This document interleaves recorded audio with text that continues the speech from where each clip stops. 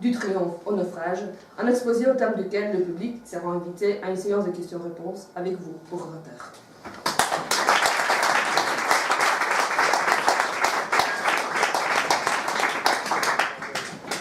Mesdames et messieurs, merci d'être présents ce soir pour venir finalement entendre parler d'un sujet qu'on vous ressasse depuis peut-être maintenant 3 ans en permanence et souvent dans les médias, et entendre, je dirais, finalement un autre son de cloche par rapport à l'expérience de terrain que j'ai vécue et qui s'est souvent confrontée à la réalité qui n'est pas tout à fait toujours ce que nos médias, souvent absents du terrain, ont pu relater. Je vais d'ailleurs commencer mon exposé par parler de cet imbroglio médiatique, c'est le sous-titre de cette conférence, et vous donner quelques pistes, quelques exemples de ce que la désinformation médiatique a pu jouer comme rôle dans la mécompréhension de ce printemps arabe. Je vais également ensuite développer les différents pays arabes touchés par ces révolutions ou ces révoltes, c'est selon. Donc on repassera très rapidement, rassurez-vous, j'essaierai de ne pas être trop long, les 6 cas de révolution arabe connus. Et ensuite, je conclurai très rapidement sur l'islamisme, puisque ce printemps arabe aujourd'hui explose dans l'islamisme djihadiste radical. Et je toucherai un mot des conséquences évidentes qui vont, dans les années à venir, s'imposer à l'Europe. Les printemps arabes, du triomphe au naufrage, parce qu'au début, comme beaucoup d'observateurs d'ailleurs, je m'étais emballé pour ces grands événements qui allaient bouleverser la grande nation arabe de 400 millions d'habitants, au naufrage, parce qu'aujourd'hui, il est évident, je crois, ce que j'avais dit très à contre-courant dès les premiers mois de ce début du printemps arabe, il est évident que les 400 millions d'Arabes ne constituent pas une nation, qu'il y a autant de cas de printemps arabe qu'il y a eu de révoltes arabes, d'où le titre « Les printemps arabes » et pas « le printemps arabe ».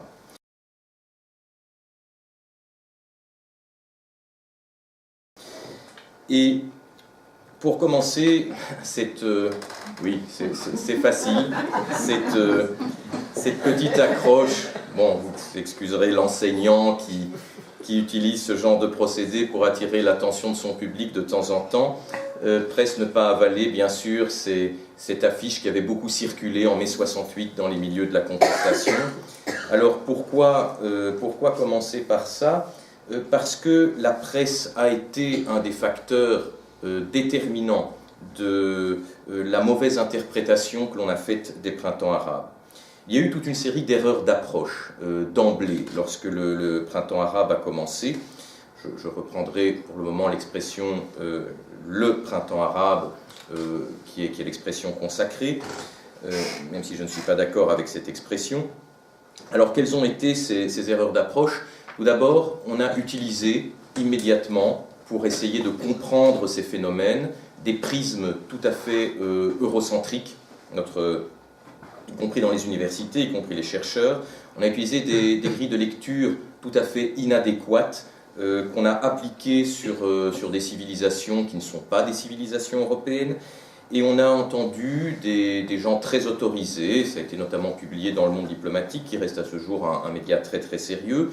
On a utilisé des comparaisons, comme par exemple celle du printemps des peuples de 1848.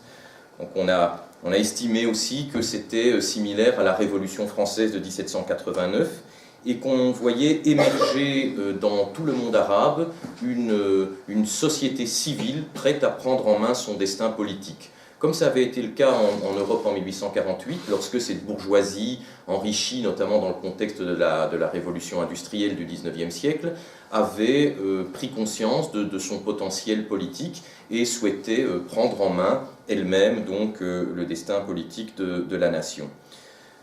Où est aujourd'hui cette société civile qui n'existe pas évidemment dans le monde arabe, des pays qui ont été dans la dictature, dans l'autocratie depuis toujours, et finalement un printemps arabe qui se révèle moins être l'émergence d'une société civile que des coups de colère disparates d'une population socio-économiquement très souffrante de cette misère que connaissent des pays comme l'Égypte par exemple ou la Syrie.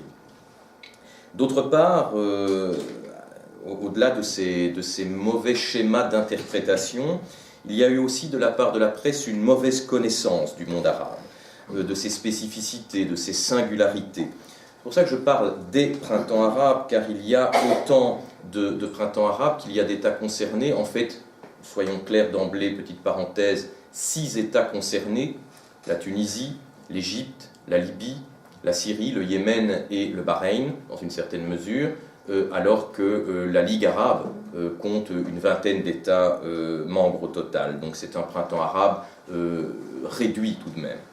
Alors, méconnaissance de ces différents États, où chaque région a ses spécificités, même des pays qui semblent très similaires, comme l'Égypte et la Tunisie, sont très différents.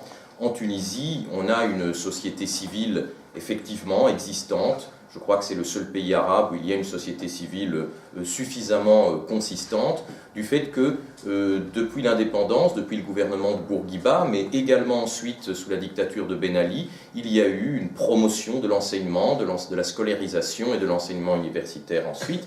On a donc effectivement beaucoup de diplômés en Tunisie.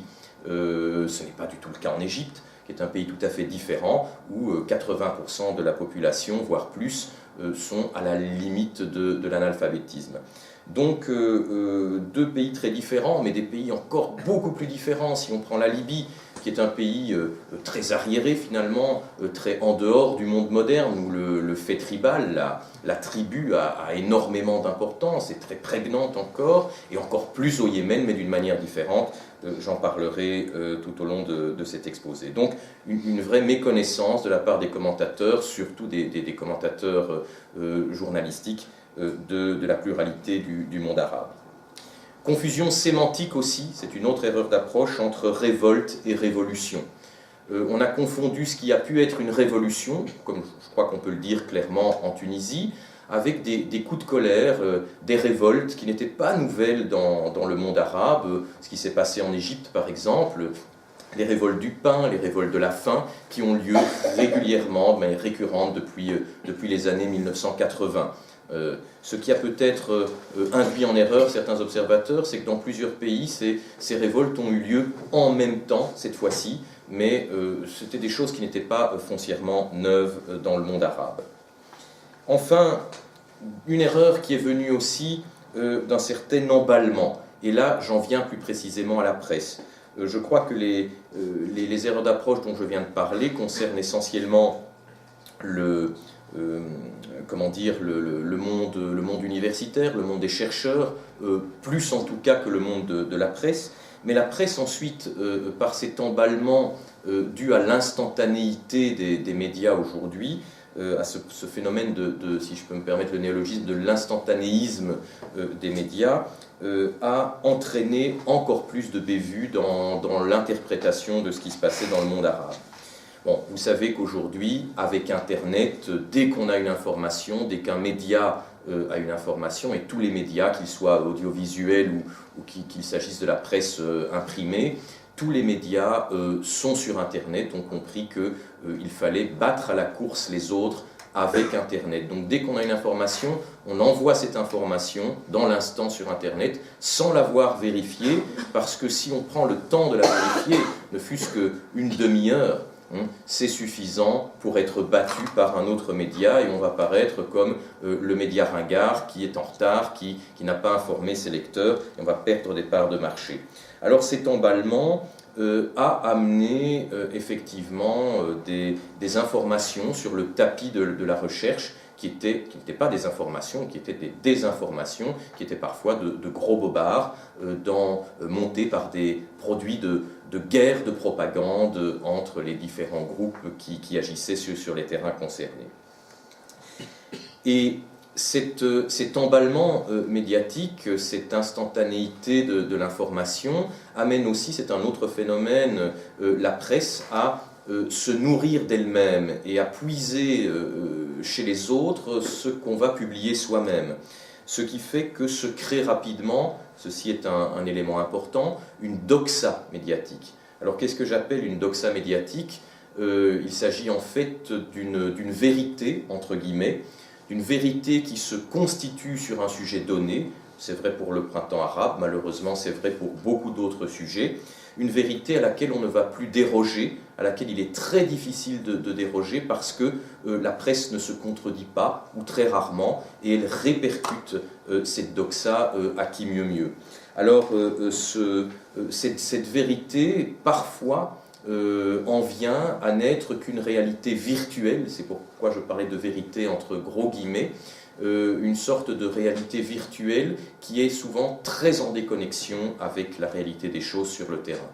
Or, dans certains cas, et ça a été notamment le cas de la Syrie, pays que je connais très très bien maintenant, donc les seules sources d'informations qui arrivaient vers les chercheurs, y compris universitaires, c'était ce que produisaient les médias, vu la difficulté d'avoir des observateurs sur le terrain et le danger qu'il y avait à être présent sur le terrain. Donc les médias ont un poids très lourd dans cette mauvaise compréhension, mauvaise interprétation qui a été faite des printemps arabes. Alors, cette influence de la presse, je vais en parler, et d'une certaine manière, pour faire transition avec ce que je viens de dire, avec cette introduction sur les erreurs d'approche, et puis le cœur de notre propos, c'est-à-dire l'analyse des différents cas de révolution arabe, je vais vous en donner quelques exemples très clairs, quelques exemples vécus très personnels, et qui, je crois, ne laisseront que peu de doute sur cette responsabilité des médias dans la mauvaise compréhension du printemps arabe. Donc les limites et les faiblesses des médias. Alors, je vais commencer par cet exemple-ci. C'est un exemple que j'ai vécu un dimanche soir, c'était le 20 novembre 2011, je rentrais de ma maison de campagne à Bruxelles pour reprendre mes fonctions le lundi matin à l'école européenne, et j'allume Euronews pour avoir quelques nouvelles sur la Syrie, qui était sujet d'actualité tous les jours présent. Aujourd'hui on a tendance à un peu l'oublier, mais tous les jours présent dans les médias, et j'apprends que le siège du parti Baas à Damas a été attaqué par l'armée syrienne libre, par l'opposition. Alors le Baas, c'est le parti du président Bachar al-Assad, c'est le parti quasiment unique, même s'il y a une fausse pluralité politique en Syrie, donc quasiment unique, qui est au pouvoir depuis 40 ans en Syrie. Et il y a 2 bâtiments à Damas qui sont particulièrement bien gardés par les miliciens du régime, qui sont surprotégés. C'est le siège de la présidence, le palais présidentiel bien sûr, et d'autre part le siège du parti au pouvoir, le siège du Baas, que vous avez ici en photographie dans cet édito du Figaro. Donc on apprend que le siège du Baas a été attaqué à la roquette et détruit, est en flammes. C'est ce que toutes les télévisions, France 24, Euronews, nous disent ce soir-là. Je suis stupéfait. Je revenais de Syrie, j'y étais quelques mois auparavant, et je devais y retourner quelques semaines plus tard. Je me dis, mais si le siège du Baas à Damas a été attaqué à la roquette, si l'armée libre est capable de faire ça au cœur de Damas, c'est que vraiment, je me suis trompé, le régime est sur le point de tomber, et Bachar al-Assad n'en a plus que pour quelques semaines. Je prends quand même la peine d'envoyer un petit message via Facebook à un ami qui habite dans le quartier du parti du Baas, pas très loin, et je lui demande, sur un ton un peu naïf, sans lui mettre la puce à l'oreille, mais est-ce que vraiment la situation est si grave? Est-ce que le bâtiment est totalement détruit? Il me dit, mais non, monsieur Piccini, il ne se passe rien du tout. En fait, ma famille, comme vous le savez, vit juste à côté. Là, il n'y a rien du tout. C'est un gros fake, c'est une fausse information qui a été balancée par Al Jazeera, donc la télé qatari, qu'on a souvent dit totalement indépendante, qui est en fait un outil médiatique de l'émir du Qatar, de la dynastie au pouvoir au Qatar, et qui a, tout au long de ce printemps arabe, joué un rôle très ambigu d'ailleurs, en soutenant systématiquement les révolutions, en tout cas les révolutions hostiles aux dictatures laïques anti-wahhabites, mais pas évidemment dans des cas comme dans la révolution du Bahreïn. Il est clair que Al Jazeera a passé totalement sous silence, ou presque, ce qui se passait au Bahreïn. Donc cette télévision qui a régulièrement d'ailleurs Al Jazeera créé des fakes. J'étais à Tripoli lorsque Al Jazeera annonçait qu'il y avait une grande manifestation sur la place de de l'ancienne porte de Tripoli. Tout ça, croyez-moi, c'est absolument fou, a été reconstitué en studio au Qatar. Il n'y avait pas de manifestation devant la porte la porte antique de Tripoli. Et d'ailleurs, on peut retrouver maintenant sur le net les images d'Al Jazeera et les comparer avec des photographies de la porte de Tripoli. Ils ont fait ça très vite. Il y avait quelques erreurs dans les dispositions de certaines pierres, de certaines fenêtres de la porte. C'était un fake énorme. Bon. Donc, par acquis de conscience, je recontacte une autre personne que je connais à Damas. Je lui pose la même question, qui me confirme qu'effectivement, il n'y avait pas d'attaque sur le siège du BAS à Tripoli, à Damas, pardon. Et donc, je contacte alors une très proche amie et je lui demande de bien vouloir, le lendemain matin, assez tôt, choisir la une d'un journal connu en Europe et de se photographier devant le siège du BAS intact avec la une de ce journal, évidemment, pour pouvoir, comme vous le voyez ici, identifier la photo. Alors, vous voyez le siège du BAS, et elle avait choisi, elle avait trouvé en kiosque le Figaro. Donc voici la photo du siège du BAS le lendemain de la prétendue attaque, photo authentifiée par cette une du Figaro. J'ai envoyé un petit article à mes quelques relations dans la presse. Évidemment, on ne pouvait pas déroger à la doxa. Le siège du BAS avait bien été détruit à la roquette. C'était fini, on n'en parle plus. Et vous voyez ici, le seul site qui a bien voulu me publier, c'est celui de Investigation, le site alternatif de Michel Collomb, avec qui je m'entendais très bien à l'époque, avec qui je m'entends moins maintenant, parce que ce que j'ai dit sur le gouvernement d'Assad ne lui a pas plu manifestement. Mais nous aurons l'occasion d'y revenir. Donc voilà, la presse alternative qui parfois pêche par défaut en faisant de gens comme Assad ou Kadhafi des héros résistants à l'Empire américain. Mais en tout cas, à l'époque, c'est le seul qui a bien voulu publier cette information tout à fait donc, authentifiée comme on le voit. Donc voilà, c'est ça pour moi, je crois, le gros problème des médias. Et si vous allez sur le site du Figaro, vous retrouverez cette une. J'ai récupéré cette une du Figaro il y a quelques jours quand j'ai préparé la conférence. C'est toujours la vérité admise, ça n'a jamais été démenti. Alors, d'où viennent, ici un autre exemple va suivre, mais d'où viennent les problèmes de la presse, d'où viennent ces problèmes? Parce qu'à décharge des journalistes, il y a quand même des facteurs qui expliquent ces difficultés de la presse. Alors tout d'abord, je crois qu'il y a un gros problème structurel. Il y a un manque de moyens de plus en plus évident dans les médias. Vous savez, le journal Le Soir, qui est le premier quotidien belge francophone, en est à son deuxième plan social et on parle d'un troisième plan. On a dégraissé les rédactions et il n'y a plus aujourd'hui de moyens financiers pour envoyer des journalistes sur le terrain. Alors on a de temps en temps encore de grosses rédactions qui ont un reporter qui va de temps en temps sur le terrain, qui se fait des reportages en direct d'eux, mais de véritables enquêtes de fond de plusieurs semaines ou de plusieurs mois, ça coûte très très cher. Je ne parle pas seulement des billets d'avion, des allers-retours, des frais d'hôtel tout simplement sur place, des frais de personnel, des fixeurs, c'est-à-dire des guides qu'il faut payer sur place. Je parle surtout des assurances, surtout dans des terrains de guerre, des terrains de combat, où aujourd'hui, a fortiori dans des milieux djihadistes où les enlèvements d'occidentaux sont assez fréquents, les rédactions doivent prendre des assurances particulières à ces terrains qui coûtent plusieurs milliers d'euros par jour par personne. Notamment, ces assurances payent les rançons en cas d'enlèvement.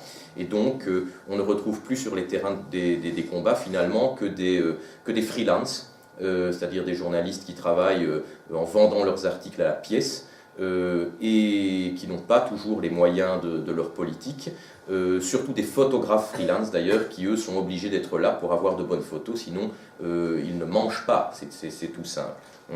mais les grandes rédactions, elles, envoient très peu ou plus du tout. Ça a été le cas en Syrie pendant très longtemps et c'est le cas maintenant de reporters sur le terrain à cause d'un manque de moyens.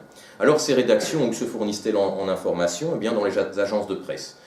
Et grâce aux agences de presse, Reuters, l'agence Belga, l'agence France Presse, Associated Press pour les États-Unis, grâce à toutes ces agences de presse, on a un petit prompteur dans les rédactions et finalement avec une rédaction relativement limitée qui ne quitte presque pas les bureaux, on peut assez facilement avoir à la fois des images pour les télévisions et des informations qui vont se retrouver quasiment identiques parfois, parce que souvent on reprend la dépêche de telle ou telle agence dans tous les médias.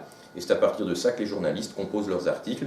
Ils sont plus habitués maintenant à noircir du texte qu'à véritablement mener des enquêtes et des recoupements d'informations sur le terrain.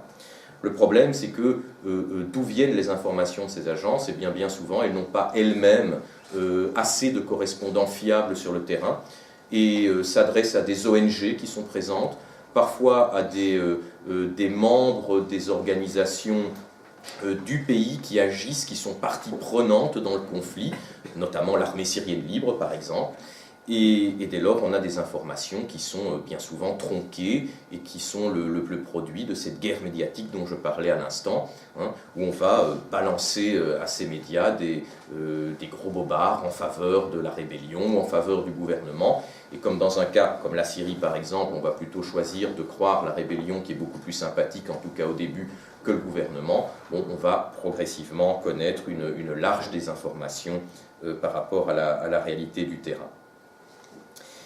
Je pense aussi qu'il y a dans les médias, je vais être très dur avec eux, mais ils me le rendent bien, une certaine incompétence.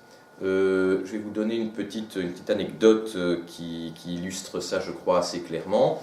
J'étais à Antakya, pas confondre avec Antalya, la station touristique, n'est-ce pas? J'étais à Antakya en Turquie, à la frontière syrienne, pour me rendre à Alep au début de la Révolution. Et une charmante petite journaliste j'allais par charité chrétienne, je ne vais pas citer la chaîne, était là un petit peu perdue. Elle m'a reconnu, elle m'a dit: ah, c'est vous qui avez été arrêté en mai 2012, on a parlé de vous dans les médias, par les services secrets syriens. Je dis oui, hein. Est-ce que vous pourriez m'expliquer un petit peu, parce que là je viens de Paris, j'étais limite aux chiens écrasés, bon, il n'y avait personne, on m'a envoyé là. Donc c'était une jeune fille toute jeune, qui commençait, qui n'avait jamais travaillé sur le Moyen-Orient. Elle était censée faire des reportages depuis la Turquie sur la Syrie. Elle me demande, donc voilà ici Alep, la grande bataille d'Alep qui a commencé, c'est parce qu'Alep c'est la capitale, me demande-t-elle.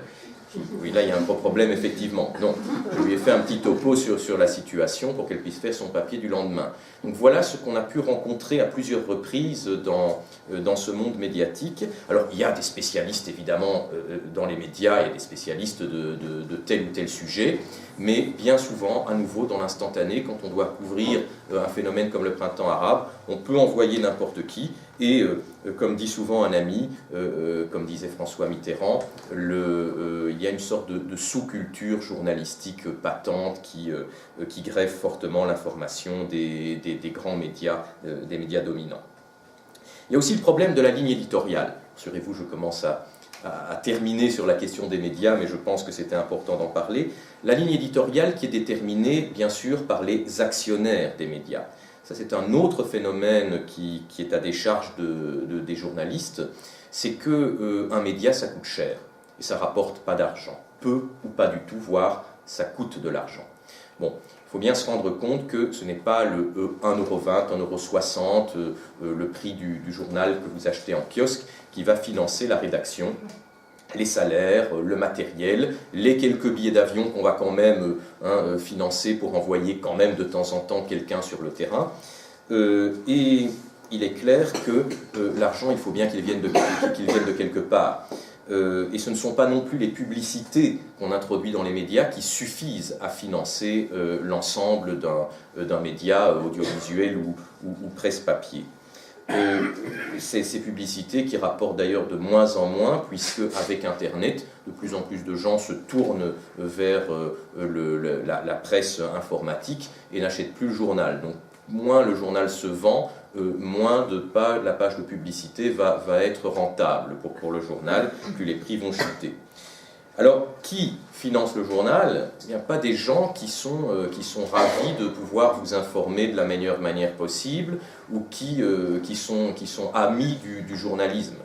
Derrière les journaux, on a souvent des groupes industriels ou plus rarement politiques. Bon, je pense à La Dernière Heure, par exemple, qui est en grande partie contrôlé quant à son actionnariat par le mouvement réformateur, par le Parti libéral, le PRL, mais plus souvent des gros groupes industriels qui ont intérêt dans nos démocraties, c'est le jeu, à essayer de pouvoir influencer l'opinion publique dans le sens qui les intéresse, donc d'amener l'opinion publique à adhérer à certaines de leurs idées.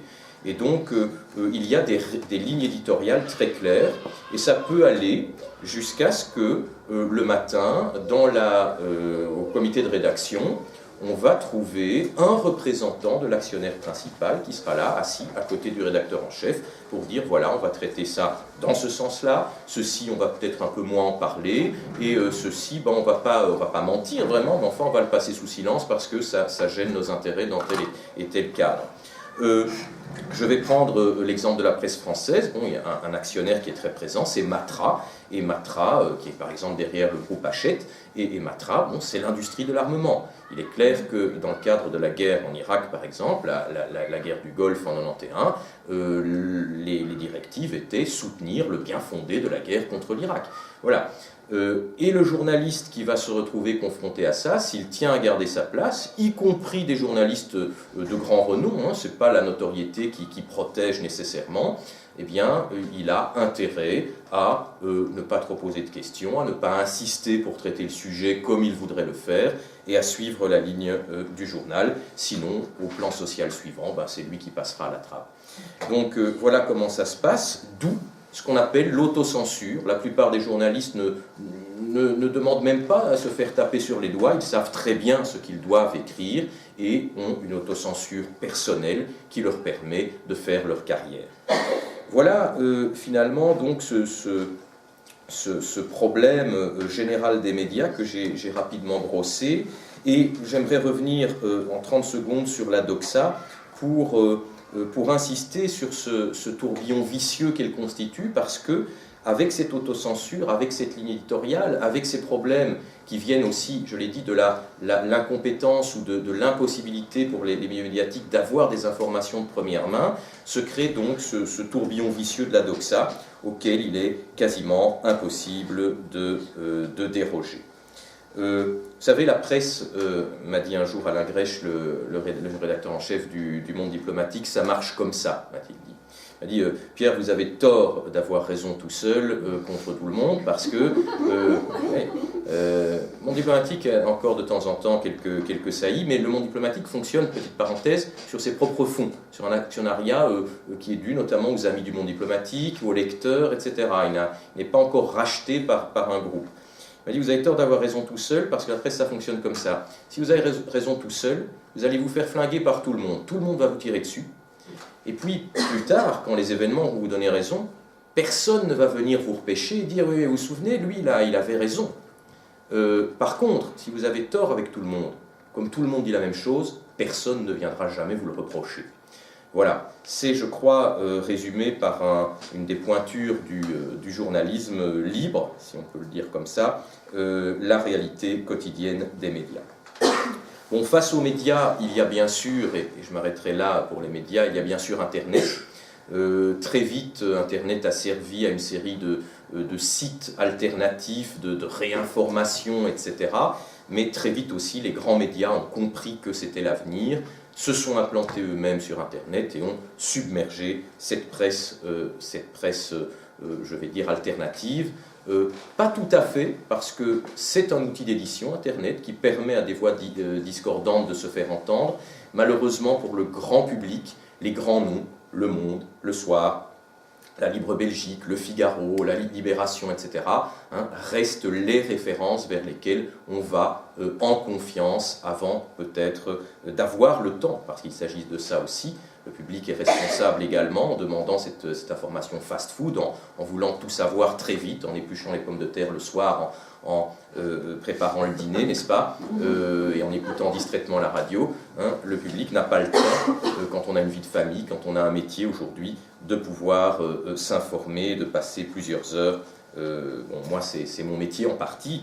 Dans mon cas, ce n'est pas le cas de tout le monde, évidemment. Alors, commençons. Enfin, encore un exemple ou deux de ce dont je vous parlais, qui servira également de transition vers le printemps arabe, plus précisément. Ici, une dépêche de l'agence France Presse. Bon, le 15 juillet 2011, c'était le début de la Révolution, j'étais en Syrie. Alors on disait qu'il était très difficile pour les journalistes, hein, c'était l'excuse des rédactions, on ne peut pas avoir de journalistes en Syrie, le gouvernement empêche les journalistes d'entrer en Syrie. En fait, si on voulait arriver à passer à travers les mailles du filet, on pouvait y arriver. Je l'ai fait sans avoir derrière moi tout le staff et les facilités d'une rédaction. Hein. Donc j'ai prétexté, bon, parce que quand on veut aller en Syrie, il faut remplir un petit dossier à l'ambassade, expliquer pourquoi, qui on est, quel est son métier. Bon, j'étais à l'école européenne, je leur ai dit surtout ne pas dire dans le petit CV authentifié par la direction, parce qu'il faut rendre un petit CV de la part de l'employeur, hein, pour le dossier, ne pas dire que j'enseigne les sciences politiques, on va dire que j'enseigne l'archéologie, l'histoire gréco-romaine, on a trafiqué un peu ça comme ça. Bon, je me suis dit, ça ne passera pas. L'ambassade a été très gentille, on m'a retéléphoné, on m'a dit oui, il faudrait peut-être un peu plus complet sur tel et tel point, et 2 semaines après, à ma grande surprise, j'avais un visa.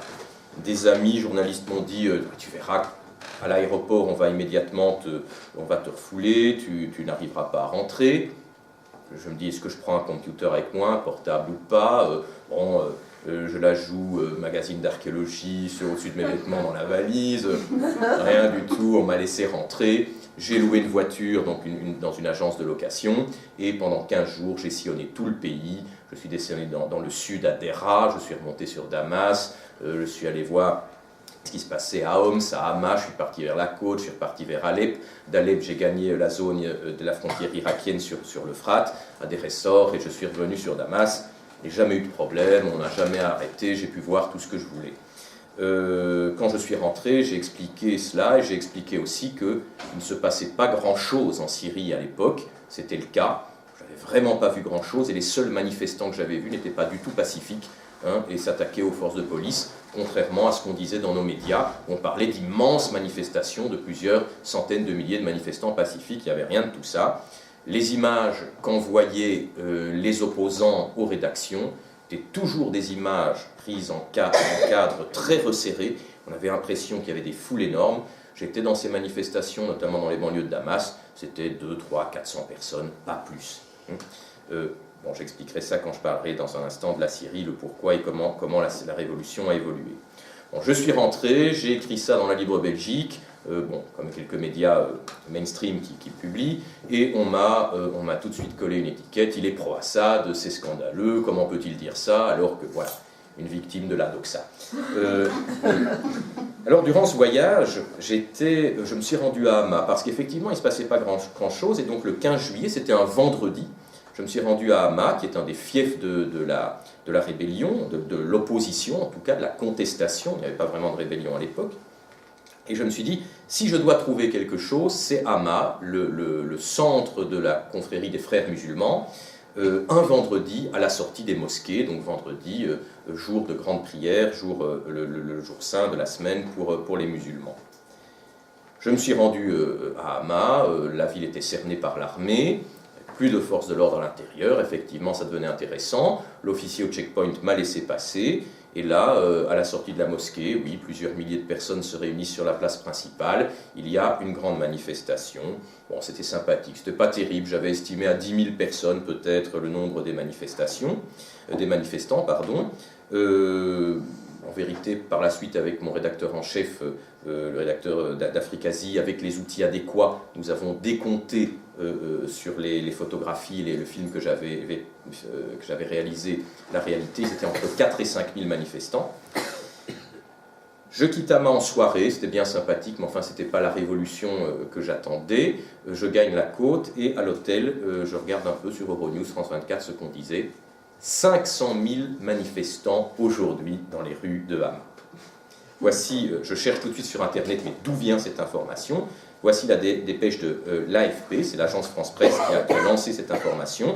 Dans la seule ville de Hama, plus de 500 000 personnes sont à nouveau descendues dans les rues.